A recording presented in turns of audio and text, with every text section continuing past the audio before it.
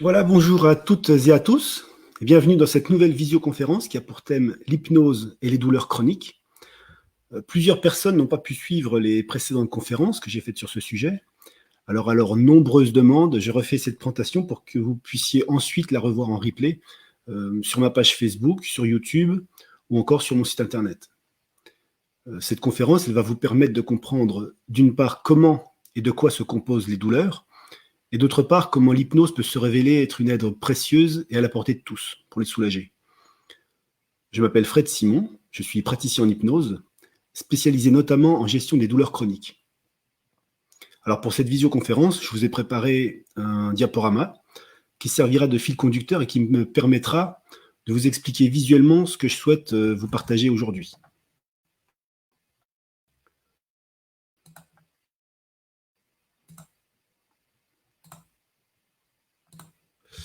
Voilà. Donc pour commencer, je vous présente le plan de la conférence, qui devrait durer un petit peu moins d'une heure, 45 minutes. Alors si certains d'entre vous ont des questions, je vous demanderai de les noter et de me les poser à la fin, au moment de l'échange questions-réponses, pour pas que ça perturbe un petit peu, parce que autrement je vais avoir les yeux qui vont balayer un petit peu partout. Donc pour le plan de la conférence, ce que nous allons voir, c'est les 3 douleurs, l'hypnose, pourquoi faire, comment fonctionne l'hypnose, soulager la douleur chronique, comment se déroulent les séances, et ensuite une petite session questions-réponses. Alors, ce que je vais vous dire durant cette conférence, c'est issu de mon expérience personnelle. Un autre praticien aura certainement une façon différente de vous présenter les choses, parce que dans ce domaine, il n'y a aucune vérité absolue. Ma présentation d'aujourd'hui, elle est volontairement schématisée pour que le concept de la méthode que je pratique soit accessible à tous, en évitant un jargon trop technique qui risquerait plus de vous embrouiller qu'autre chose. Moi, ce qui me semble important aujourd'hui, c'est de vous amener des éléments de réponse en ce qui concerne la gestion de la douleur par l'hypnose, mais aussi des éléments de réflexion sur le pourquoi de cette douleur. Alors, pour entrer directement dans le vif du sujet, nous allons commencer par les 3 douleurs, parce qu'on peut distinguer 3 sortes de douleurs. Tout d'abord, ce qu'on appelle les douleurs provoquées. C'est les douleurs qu'on ressent lors d'un soin, par exemple, pendant une opération, un changement de pansement. Dans ce cas, on pourra utiliser l'hypnoanalgésie ou l'hypnosédation. Ce sont des techniques que l'on utilise principalement en cabinet, mais surtout dans les hôpitaux, chez les dentistes. Nous avons ensuite les douleurs aiguës. Ça, ce sont les douleurs ressenties après un choc, une chute, une coupure, une brûlure. Elles sont un signal d'alarme utile et même indispensable pour indiquer une blessure et surtout pour éviter qu'elle ne s'aggrave. Alors, on peut très rapidement et facilement atténuer ces douleurs avec l'hypnose. Les pompiers et les services d'urgence l'utilisent d'ailleurs de plus en plus. Et enfin, il y a celle qui nous intéresse et dont on va parler aujourd'hui, les douleurs chroniques. Alors, ce sont les douleurs qui durent depuis plus de 3 mois, malgré un traitement médical. Dans ces douleurs chroniques, on peut noter 2 familles. Les douleurs chroniques que l'on peut expliquer, ce sont les douleurs qui font suite directement à une opération ou à un traumatisme physique, et les douleurs chroniques que l'on dit inexplicables. Elles apparaissent un jour sans aucune explication médicale, sans aucun traumatisme physique connu. Alors on peut évidemment traiter ces 2 familles de douleurs avec l'hypnose, en sachant que les douleurs chroniques inexplicables sont les plus nombreuses. Ce sont celles que l'on rencontre le plus souvent. Alors, on verra tout à l'heure qu'il y a une différence majeure dans le traitement par l'hypnose d'une douleur aiguë et d'une douleur chronique. Alors, juste pour comprendre, un petit tableau explicatif sur la différence entre la douleur aiguë et la douleur chronique. Le rôle biologique de la douleur aiguë, c'est un signal d'alarme indispensable, je vous l'ai dit, pour éviter qu'on risque de se surblesser. La durée, elle est passagère. Elle dure généralement de quelques minutes à quelques semaines. Elle est réversible si elle est traitée. Sa manifestation, c'est une douleur locale et une cause connue. On sait qu'on s'est cogné, on sait qu'on s'est coupé, on sait qu'on est tombé. Dans ce cas, l'objectif thérapeutique, ce sera la suppression totale de la douleur, qui a une bonne réponse face au traitement classique. De l'autre côté, la douleur chronique, son rôle biologique, il est inutile. C'est une douleur qui est destructrice. Elle est considérée comme une pathologie. On parle même de douleur-maladie. Sa durée, elle est permanente, je vous l'ai dit, supérieure à 3 mois. Elle est résistante face au traitement, avec parfois des pics de douleur. Sa manifestation, c'est une douleur diffuse, des picotements, des engourdissements, des pincements, enfin, voilà, toutes ces choses qu'on peut sentir à l'intérieur, qu'on n'arrive pas justement à vraiment déterminer. L'objectif thérapeutique dans ce cas-là, ça sera une meilleure gestion de la douleur, et une amélioration de la qualité de vie. Alors là, au début, je dis que les douleurs chroniques sont inutiles, mais on va voir plus loin qu'en fait, toutes les douleurs ont un intérêt, aussi bizarre que ça puisse paraître. Dans ce tableau, les douleurs chroniques sont inutiles dans le sens où elles ne nous avertissent pas d'un possible danger physique. C'est surtout ça. Alors, la douleur chronique en chiffres, on sait que 12 millions de Français sont concernés par les douleurs chroniques, ce qui fait un adulte sur 5, hein, c'est énorme. Alors, parmi eux, on estime que 8 millions ne reçoivent pas de traitement adapté, ou du moins pas assez efficace, pour calmer de façon significative les douleurs. Les douleurs chroniques, c'est 60% des motifs de consultation d'urgence, et c'est la première cause d'invalidité après 45 ans. Alors, les conséquences, vous les connaissez mieux que personne, hein. C'est l'altération de la forme physique, puisque plus on a mal, moins on bouge, plus on a mal quand on bouge, et on rentre dans une spirale infernale. S'ensuit aussi des conséquences de stress, de dépression, de troubles du sommeil, des effets secondaires indésirables, parce que des fois, on a des traitements qui nous donnent des effets secondaires qui sont un petit peu pénibles à gérer. Il y a aussi l'incompatibilité dans les traitements, parce que quand on suit un traitement, on ne peut peut-être pas forcément suivre un autre traitement qui pourrait nous soulager, mais qui rentrerait en concurrence avec un premier. Et les difficultés relationnelles, qui sont généralement les douleurs chroniques sont généralement des douleurs qui ne se voient pas, donc s'ensuit forcément des difficultés relationnelles, dans le sens où on a du mal à faire comprendre qu'on souffre, et les autres ont du mal à voir que sans que ce soit physiquement visible, on est mal quelque part. Alors dans la douleur chronique, on peut la découper en 3 tiers. Le premier tiers, c'est ce qu'on appelle le réel, c'est la sensation consciente, la sensation immédiate de la douleur. C'est ce qu'on appelle la douleur présente. Le deuxième tiers, c'est l'anticipé, c'est la peur d'avoir mal qui engendre la douleur. En fait, c'est la douleur future. Et le troisième tiers, c'est le souvenir de la douleur. Parce que le souvenir de la douleur provoque et ou amplifie la douleur. C'est ce qu'on appelle la douleur passée. Ce qui veut dire dans ce schéma que 2 tiers des douleurs ne sont pas immédiatement présentes. Ça ne veut pas dire qu'elles sont inventées ou qu'elles n'existent pas vraiment, hein. Et ces douleurs, en fait, provoquent un stress qui alimente la douleur ressentie. On se retrouve de nouveau dans un cercle vicieux. Alors, concernant l'hypnose, elle est officiellement reconnue dans le monde pour la prise en charge de la douleur, hein. La Haute Autorité de Santé en a même recommandé son usage, en complément d'une prise en charge médicale rigoureuse. Alors, ça, c'est quelque chose qui est important à rappeler. Je prends le temps de m'arrêter dessus quelques secondes. Il est impératif de ne jamais arrêter ou modifier votre traitement médical. Je vous dis ça parce que certains pourraient se dire, après les séances, chouette, avec l'hypnose, ça va beaucoup mieux, j'arrête les médicaments. Non, surtout pas, hein. Si ça va mieux, vous allez voir votre médecin, vous lui expliquez, voilà, j'ai fait une séance d'hypnose, ça va mieux. Est-ce qu'on peut rééquilibrer le traitement? Il n'y a que lui et lui seul qui doit vous guider sur le sujet, hein. Moi, j'insiste là-dessus parce que moi, lorsque je reçois des personnes pour un problème de douleur, la première chose que je fais, c'est de leur faire signer un papier sur lequel ils s'engagent à ne rien modifier de leur traitement sans l'avis de leur médecin. Et si un jour vous rencontrez un praticien en hypnose ou autre, hein, qui vous conseille de stopper les médicaments, un conseil, sauvez-vous. Alors, venons-en à l'hypnose. L'hypnose, pourquoi faire? Alors, qu'est-ce que l'hypnose peut apporter dans la gestion de la douleur? L'hypnose, elle permet de modifier les aspects à la fois sensoriels et émotionnels de la douleur, pour passer de la douleur à la douceur. Le but, c'est pas forcément de ne plus ressentir aucune douleur, hein, mais c'est d'avoir les moyens de la soulager, d'en reprendre le contrôle pour au moins la rendre acceptable.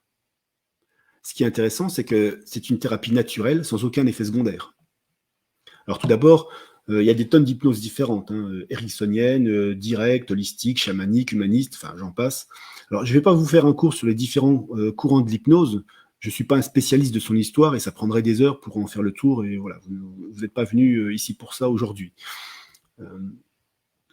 Là où je fais une différence, c'est dans les différents styles d'hypnose, en sachant que la différence entre ces styles n'est pas tant au niveau technique, mais plutôt au niveau de l'objectif visé. Moi, je la découpe comme ça, en fait. La première, c'est l'hypnose de spectacle. Là, c'est l'hypnotiseur qui est mis en avant, en vantant parfois un pseudomagnétisme, hein, ou un pouvoir. Alors, ça donne une image à la fois positive et négative de l'hypnose. Positive parce que ça montre que des choses incroyables sont possibles, et négative parce que ça lui donne souvent un côté mystérieux ou inquiétant. C'est l'idée qu'on va me faire la poule ou je vais perdre le contrôle. Alors, il faut savoir qu'il y a environ 10% de la population qui est sensible à ce genre d'hypnose. C'est pour cette raison que l'hypnotiseur sélectionne les personnes qu'il fait venir sur scène. L'objectif, c'est de distraire la foule. Voilà, c'est un spectacle, et il faut que ce soit visuel.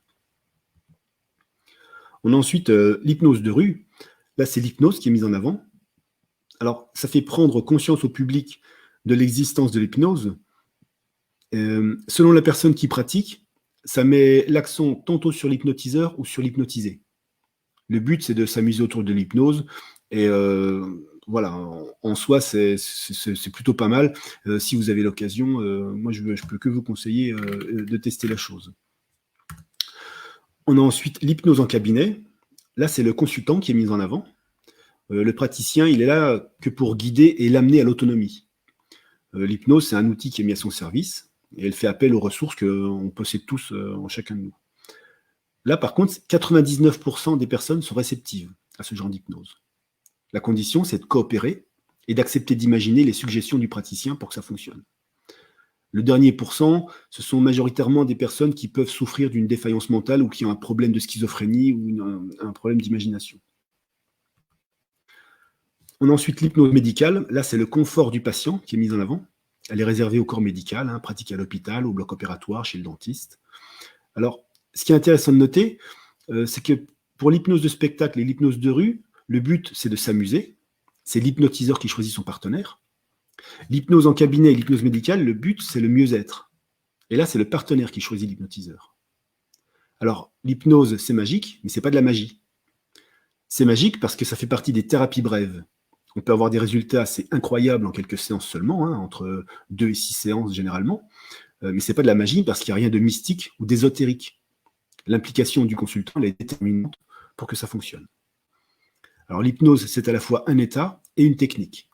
Comme je vous l'ai dit tout à l'heure, il y a des tas de techniques différentes d'hypnose. Moi, me concernant, celle que je pratique, elle est très inspirée de Develman. Alors, sans vous faire un cours, pour info rapidement, qui était Develman, c'était un spécialiste de la gestion de la douleur qui a développé une méthode rapide d'hypnose. Il accompagnait et formait les dentistes et chirurgiens sur leur intervention, et il a accompagné dans les années 50 la première opération à cœur ouvert sous hypnose. La technique qu'il a mise au point, elle se veut directe et rapide. Alors depuis, dans ma pratique, moi j'y ai greffé d'autres méthodes complémentaires qui permettent d'avoir des résultats à la fois rapides et durables.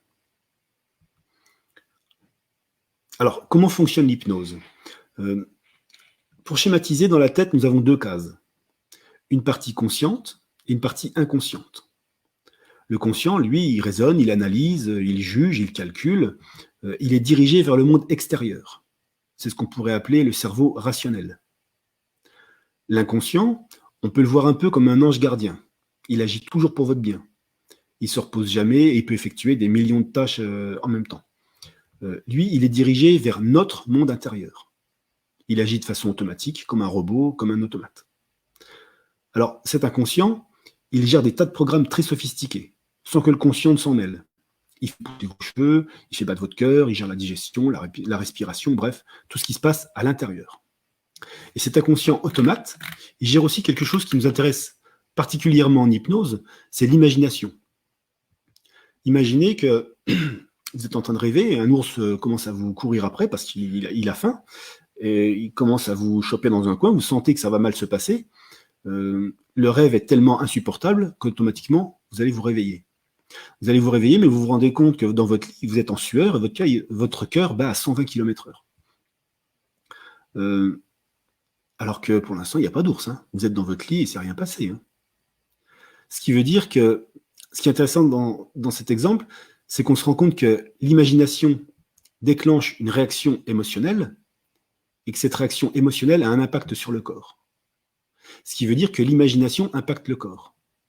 Et on va pouvoir se servir de ce levier très puissant avec l'hypnose. Et ce qui fait le lien entre le cerveau rationnel et l'automate, c'est ce qu'on va appeler le cerveau émotionnel. C'est lui qui programme le robot. Et c'est à lui qu'il faut s'adresser. Et pour s'adresser au cerveau émotionnel, on utilise l'hypnose. Parce que pour entrer en hypnose, il faut orienter son attention sur son monde intérieur et se couper du monde extérieur. Le problème, c'est qu'il y a ce conscient. Lui, il fait barrage. Il fait son boulot. Il juge, il analyse, il critique.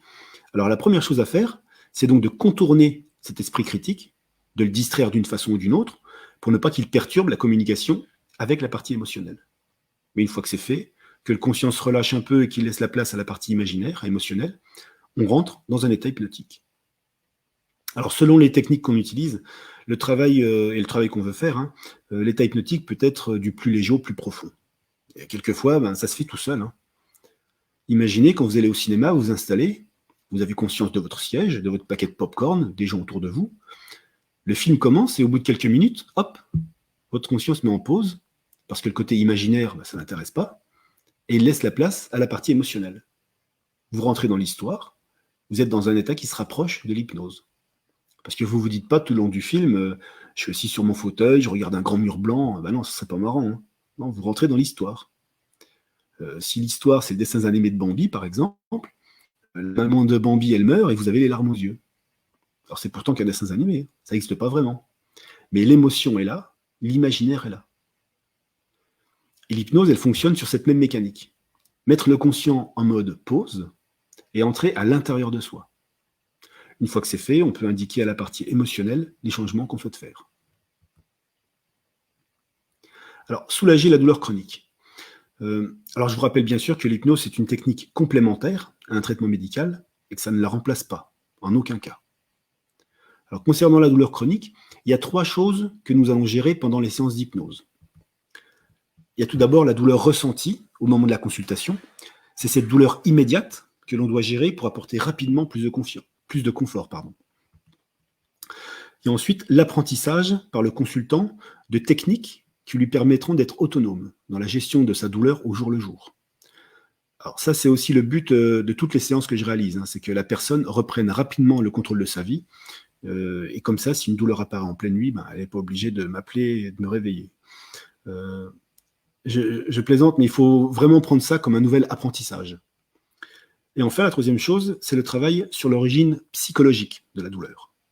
Certaines douleurs chroniques sont liées aux suites d'une opération ou d'un accident, hein, d'un traumatisme physique, mais la majorité des douleurs chroniques ont également une origine émotionnelle. Et ça, il faut en tenir compte. Parce que si on ne travaille pas sur ce dernier point, une douleur calmée peut réapparaître à un autre endroit ou d'une autre façon. Alors, si, comme je l'ai dit un peu avant, l'inconscient il est là pour votre bien, pourquoi est-ce qu'il ne calme pas les douleurs? En fait, il ne les calme pas. Il les crée et il les entretient même.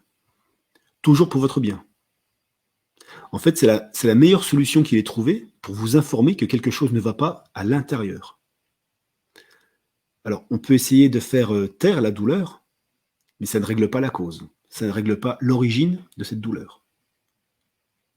Parce que votre douleur, c'est un peu comme un signal d'incendie qui vous informe que quelque chose ne va pas dans votre maison, à l'intérieur, en vous. Alors, si votre maison brûle, vous pouvez éteindre l'alarme, mais ça ne va pas éteindre le feu. Parfois, il arrive que l'alarme elle soit trop forte par rapport au danger. Et parfois, on a même l'impression que l'alarme, elle débloque et qu'elle se met en route n'importe quand sans explication. Alors, pour mieux comprendre ce que je suis en train de vous dire, voici un schéma qui explique comment se compose la douleur chronique. La plupart du temps, les personnes viennent me voir et me disent je suis phobique, je suis alcoolique, je suis insomniaque. Alors si on reste sur la douleur, on vient me voir et on me dit je suis fibromyalgique, migraineux, lombalgique. Voilà. Alors je commence par leur expliquer qu'ils ne sont pas leurs problèmes. Il y a eux d'un côté et la douleur de l'autre. Ce qu'on détermine comme le problème. Et il y a quelque chose qui les lie. Ce lien, c'est le ou les symptômes. C'est justement l'alarme qui dit que quelque chose ne va pas. Et c'est ce lien, c'est cette alarme qu'on essaie d'éliminer avec la volonté ou avec les médicaments. Mais souvent, ça ne suffit pas. Le lien, il reste là, ou il revient après une accalmie. Alors pourquoi? Parce qu'on se trompe. En fait, il y a des éléments rattachés à cette douleur. Ce que moi j'appelle les racines. Alors ça peut être des souvenirs, des émotions, des sentiments qui ont fait apparaître la douleur. Et en regardant ce schéma, on se rend compte que le problème, il n'est pas là où on s'imaginait. C'est là où on se trompe. La douleur, elle n'est que la conséquence de ces sentiments, de ces émotions et de ces souvenirs non digérés. Travailler sur le lien qu'il y a entre nous et la douleur, c'est important, mais ça ne suffit pas toujours. Et si on transforme ou si on élimine ces liens émotifs, si on coupe les racines, le problème n'a plus lieu d'être. L'alarme, elle s'atténue ou elle disparaît. L'avantage avec l'hypnose, c'est qu'on va pouvoir travailler sur tous les liens à la fois, symptômes et racines. Je vous rassure tout de suite, il ne s'agit pas du tout d'une psychothérapie. On peut travailler sur ces racines sans obligatoirement remuer les douleurs du passé. Et même si on n'a pas de souvenir précis de ce qui a déclenché l'apparition de ces douleurs, le travail avec l'inconscient sous hypnose est très efficace. Par rapport à ça, je vous ai dit tout à l'heure qu'il y avait une différence dans le traitement par l'hypnose d'une douleur aiguë et d'une douleur chronique. Pour une douleur aiguë, on peut utiliser l'hypnose pour gérer la douleur immédiate. Ça prend que quelques minutes et c'est très efficace. Il n'y a pas d'émotion particulière liée à cette douleur. Concernant la douleur chronique, juste prendre conscience qu'elle est composée en grande partie de ces émotions, c'est déjà quelque chose de très important. C'est déjà un grand pas. La douleur chronique, c'est donc à la fois une sensation et une émotion. Et pour l'atténuer au mieux, il est nécessaire de travailler sur ces deux facettes. Alors, comment ça se passe dans notre tête? Le lien entre émotion et douleur. Si je reprends le petit schéma de tout à l'heure, là, je vais vous dire quelque chose qui va peut-être vous surprendre. C'est qu'en fait, le passé et le futur n'existent pas. Ni dans le monde extérieur, ni dans notre monde intérieur. Le passé, il n'existe plus, par définition. Et l'avenir, lui, il est en grande partie déduit du passé par le cerveau émotionnel. Pour schématiser, dans notre monde intérieur, il y a tous les éléments qui nous permettent de recréer nos souvenirs. Et ces souvenirs, ils sont classés par le cerveau émotionnel, non pas par date, mais par ordre d'importance, en fonction de l'émotion qu'on y a liée.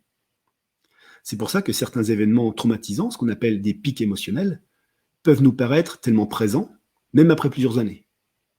On connaît tous l'expression « je m'en souviens comme si c'était hier ». En fait, chaque événement de notre vie laisse une trace plus ou moins importante dans notre monde intérieur. Et on y attache une émotion plus ou moins forte, plus ou moins positive ou négative. Ce qui est intéressant, c'est qu'avec l'hypnose, on peut modifier l'émotion liée à ces souvenirs pour que ce ne soit plus un poids. L'émotion qui n'est pas évacuée en temps réel, au moment de l'événement, elle est stockée dans notre monde intérieur. Et ce stockage émotionnel, ça peut devenir un véritable poison et ça peut créer, au bout du compte, un symptôme, une douleur, une addiction, un stress. On sait que les émotions enterrées vivantes ne meurent jamais. Alors les émotions, aussi bien positives que négatives, elles sont faites pour être évacuées de notre monde intérieur vers le monde extérieur. Par exemple, on ne se retient pas de rire ou d'être heureux, par exemple. Mais par contre, quand quelqu'un ou quelque chose nous fait du mal, nous fait souffrir, on a parfois tendance à enfouir ça à l'intérieur, comme pour se le cacher ou pour tenter de l'oublier. Mais si pour une raison ou pour une autre, on empêche ces émotions de sortir, qu'est-ce qui se passe? Physiquement, qu'est-ce qui fait la frontière entre le monde extérieur et notre monde intérieur? Qu'est-ce qui fait le lien entre les deux? Notre corps, notre enveloppe. En fait, la souffrance du corps, elle reflète la souffrance intérieure, parfois même sans qu'on en ait conscience. Le problème, c'est pas le souvenir. C'est le passé, on ne peut plus revenir dessus. Non, le problème, c'est l'émotion non digérée qu'il contient. Il y a donc deux dimensions à la douleur. Oh, pardon, je suis allé trop vite. Je reviens où j'étais, voilà.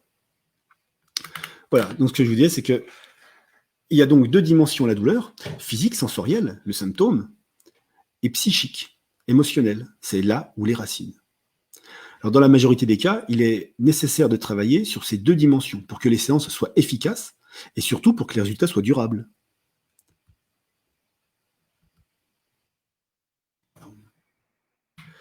Alors là, on peut se poser une question. Et si je ne me souviens pas d'un événement qui aurait pu déclencher cette douleur? J'ai aucun souvenir douloureux qui pourrait expliquer ça. L'avantage de l'hypnose que je pratique, c'est que vous sachiez ou non d'où vient le problème, ou que vous sachiez d'où il vient mais que vous ne vouliez pas en parler, ça fonctionne. Et même si vous n'y croyez pas, ça fonctionne. Parce que ça ne fait pas appel à votre conscient, à votre logique ou à votre volonté. Ça fait appel aux émotions, aux ressentis, à ce qu'il y a à l'intérieur.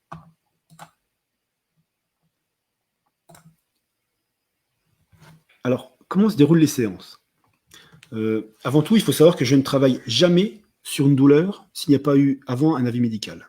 Jamais. Ça, c'est la règle absolue. Pour les douleurs chroniques, il y a au minimum 2 séances. La première séance, elle dure environ 1 heure, pendant laquelle on analyse ensemble votre douleur, hein, on définit vos objectifs. Je vous enseigne une technique pour gérer et apaiser la douleur. On fait un petit entraînement pour que vous puissiez refaire l'exercice chez vous. Et elle se termine par une séance d'hypnose pour remettre en route ce qui était bloqué à l'intérieur. Le deuxième rendez-vous, il est prévu généralement 2 à 3 semaines plus tard. On fait le bilan des premières améliorations et la séance d'hypnose est ajustée en fonction de vos retours. Et elle dure entre 30 minutes et 1 heure, cette seconde séance. Au terme de cette deuxième séance, on discute de l'opportunité ou non de programmer une ou plusieurs autres séances, hein, en fonction de l'amélioration, parce que chaque cas est différent. Ce qui est important, c'est que c'est vous qui décidez. Vous reprenez le contrôle sur la gestion de la douleur et vous êtes acteur de votre mieux-être. Je vous l'ai dit, hein, l'hypnose elle est classée dans les thérapies brèves et généralement l'objectif il est atteint entre 2 et 6 séances. Les premiers signes d'apaisement ils sont souvent très très rapides, voilà, dès la fin de la première séance pour certains, quelques heures ou quelques jours pour d'autres. Généralement, l'objectif qu'on a défini ensemble, hein, il est, voilà, comme je vous le dis, il est atteint entre 2 et 6 séances.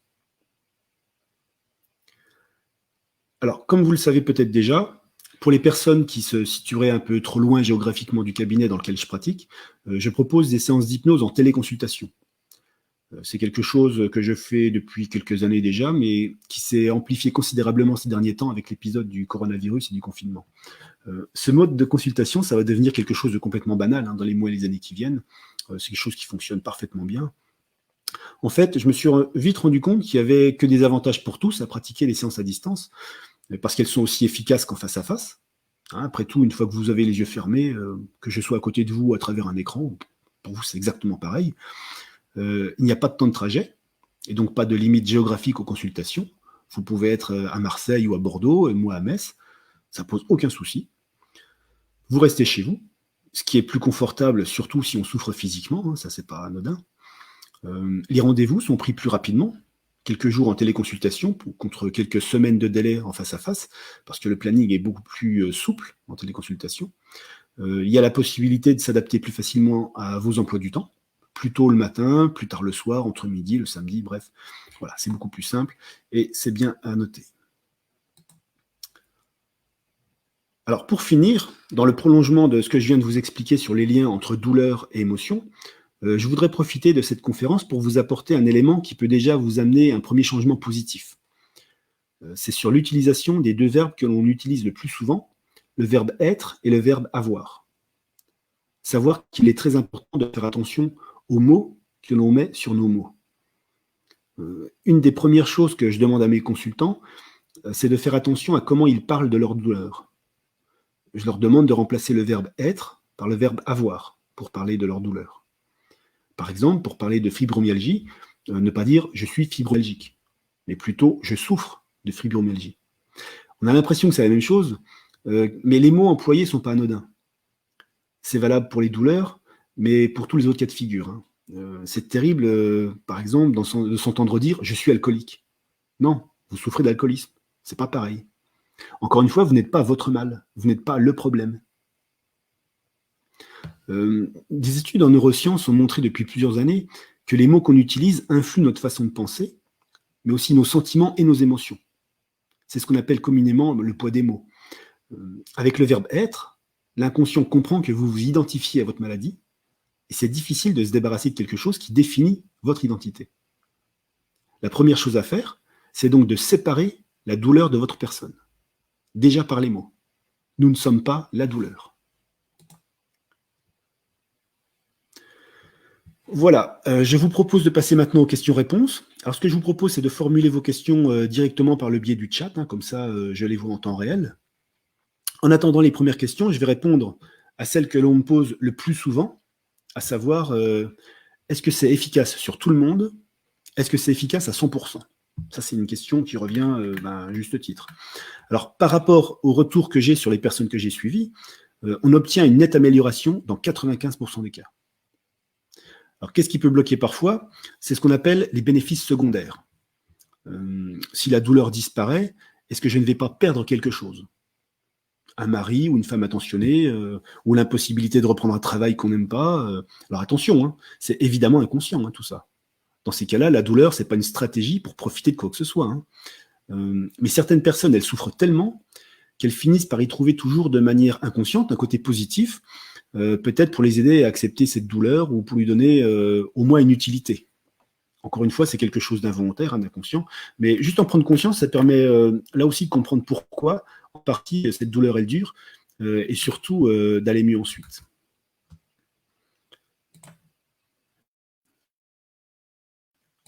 Alors, voyons voir. Donc, les questions commencent à arriver. Alors, pendant que vous rédigez vos questions, je reviens par rapport à ces bénéfices secondaires, je reviens sur une histoire, sur une consultante qui était venue me voir. C'était une femme qui avait des douleurs terribles au genou. Elle avait tellement mal qu'elle ne pouvait même plus marcher ni aller travailler. Elle était en arrêt depuis plusieurs mois. Donc, elle a fait des examens médicaux. Il n'y avait aucune lésion, aucune autre explication par rapport à ces douleurs. Donc, elle est venue me voir et je lui ai demandé de quand dataient ces douleurs. Ça datait d'un an et demi à peu près. Donc je lui ai demandé ce qui s'était passé dans sa vie à cette époque. Donc au départ, pas de souvenir précis de ce qui aurait pu se passer, mais en cherchant un petit peu, il y a un souvenir qui lui revient. C'est un moment où elle est convoquée dans le bureau de son chef, à son travail, et elle se fait passer un savon pour une erreur qu'elle aurait faite sur un dossier. Et son chef, il est si violent dans ses paroles, et ça lui semble tellement injuste, qu'elle se sent complètement incapable de réagir face à lui. Alors, à ce moment-là, elle a, comme elle me dit, les jambes coupées. Alors là aussi, il y a l'importance des mots. Les jambes coupées. Alors elle retourne à son poste, elle se retrouve là, assise, comme sonnée par ce qui vient de se passer, et elle se sent complètement vidée. Alors le soir, elle rentre chez elle, elle commence à ressentir des douleurs dans les mollets, et le lendemain, elle a tellement mal aux genoux qu'elle ne peut plus marcher. Alors dans ce cas précis, on a travaillé évidemment sur ces douleurs aux genoux, hein, mais il était important de travailler également sur l'émotion qui avait déclenché tout ça. Et elle s'est rendue compte qu'inconsciemment, ces douleurs, elles duraient pour éviter qu'elle ne se retrouve de nouveau devant ce chef.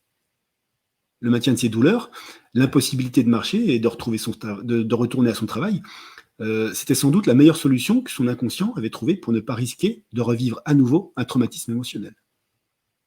Et pour elle, prendre juste conscience de ça, ça a été le premier pas vers une atténuation de sa douleur. Parce que certaines personnes ne sont pas prêtes, hein, inconsciemment, à lâcher complètement leur douleur, parce qu'elles y trouvent un bénéfice secondaire. Ou comme je le disais tout à l'heure, avec le verbe être et avoir, qu'elles considèrent la douleur comme faisant partie de leur identité. Ça arrive aussi, hein. Quand je dis par exemple, je suis fibromyalgique, tout le monde me connaît comme ça depuis des années, voire depuis toujours, c'est devenu mon identité.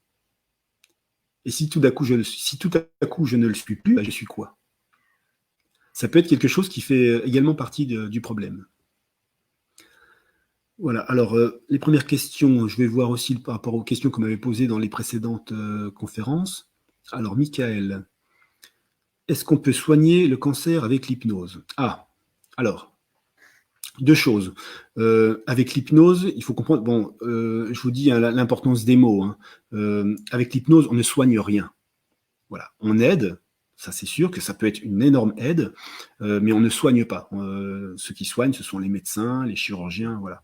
L'hypnose est une aide, ça peut être une aide très importante pour certaines personnes, mais dire qu'on soigne le cancer avec l'hypnose, non. On peut, par rapport au cancer, avec l'hypnose, on peut aider l'organisme à accepter les chimios, les médicaments, voilà. Donc ça peut être une aide, mais ça ne soigne pas le cancer. Donc il faut faire vraiment attention à l'emploi des mots. Annick, combien de séances faut-il pour soigner des douleurs lombaires?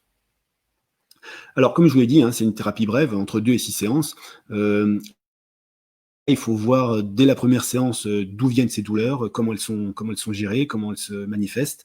Voilà, donc dire absolument telle douleur, c'est tant de séances, c'est impossible. Ça dépend vraiment, c'est du cas par cas.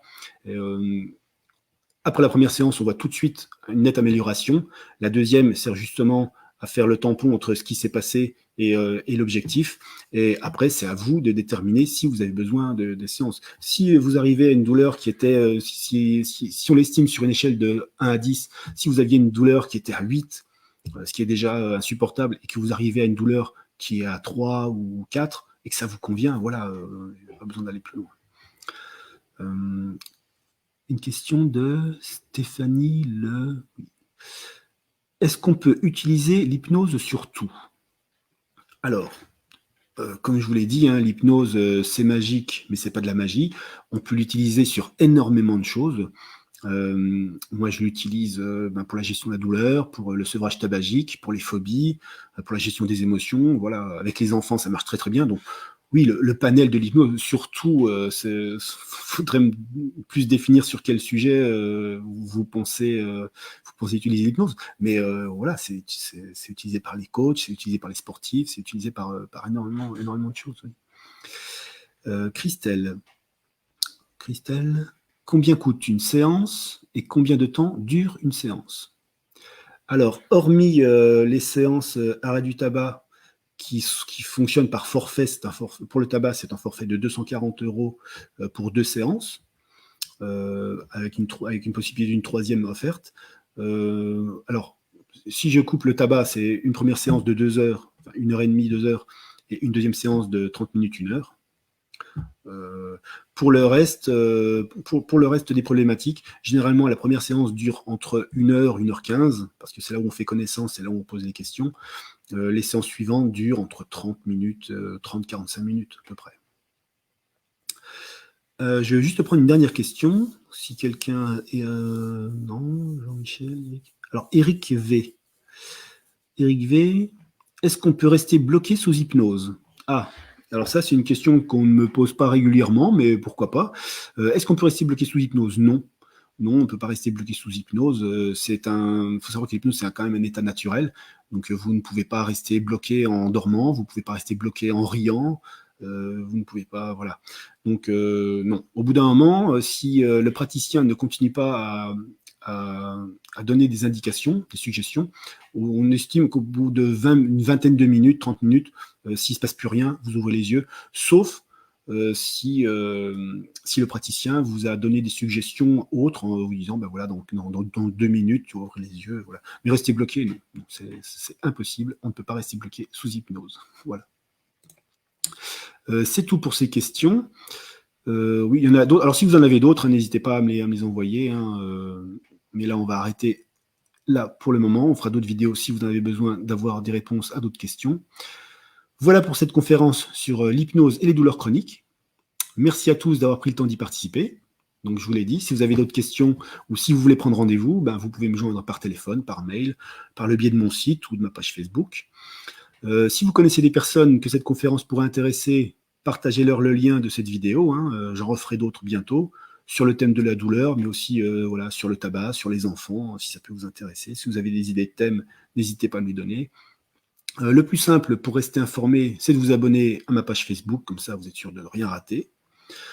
Pour information, sachez aussi que je propose des rendez-vous gratuits de 15 minutes en téléconsultation pour faire le point sur votre situation et présenter un peu l'hypnose à distance. Ça peut être intéressant pour les personnes qui découvrent à la fois l'hypnose et à la fois la téléconsultation et qui peuvent se poser des questions par rapport à ça. Alors, c'est évidemment pas une séance d'hypnose complète, hein, ces petits rendez-vous, hein, mais c'est juste pour vous montrer que même à travers un simple écran, on peut faire énormément de choses et que ça fonctionne aussi bien qu'en face à face. Voilà, pour terminer, si vous ne deviez retenir que 2 choses de cette conférence, c'est que d'une part, vous avez en vous, toutes et tous, les ressources pour mieux vivre avec la douleur, et d'autre part, c'est que l'hypnose, ça peut être un outil vraiment efficace pour accéder à ces ressources.